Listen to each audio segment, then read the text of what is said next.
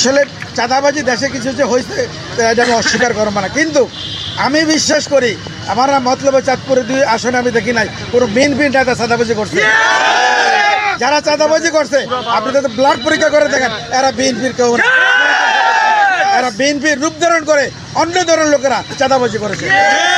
যেহেতু মার্কা বিএনপির মার্কা হলো ধানের শীষ, সুতরাং আমি এই ধানের শীষটা এখন ঘরে ঘরে সকলের কাছে যেতে চাই, ধানের শীষে ভোট চাই।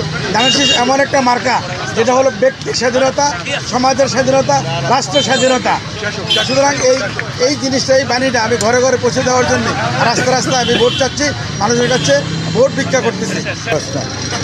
আসলে একই দিনে হানা এবং জাতীয় সংসদের যে নির্বাচনের দিন ধার্য করা হয়েছে, এটা ডক্টর ইউনূস সাহেবকে অভিনন্দন জানাই।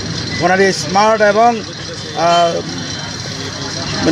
যথেষ্ট সুন্দর সিদ্ধান্তের জন্য আমি দেখছি সারা বাংলাদেশে, বিশেষ করে আমার এই মতলব চাঁদপুর 2 আসনের উত্তর দক্ষিণের জনগণ আনন্দিত, স্বতঃস্ফূর্ত। তার কারণ অ্যাকচুয়ালি ভোট, হানা ভোট এবং জাতীয় সংসদের 2টা ভোট যদি আলাদা আলাদা হইতো তাহলে অনেক টাকা খরচ হতো, অনেক শ্রম হইতো, অনেক খরচ হতো। সুতরাং একই দিনে 2টা ভোট, তার অর্থাৎ উনি সাশ্রয়ী, উনি দেশের জন্য, জাতির জন্য, জনগণের জন্য চিন্তা ভাবনা করে, দেশের অর্থনীতির কথা চিন্তা করে যে সিদ্ধান্ত দিয়েছেন, সেই সিদ্ধান্তকে আমি অভিবাদন জানাই।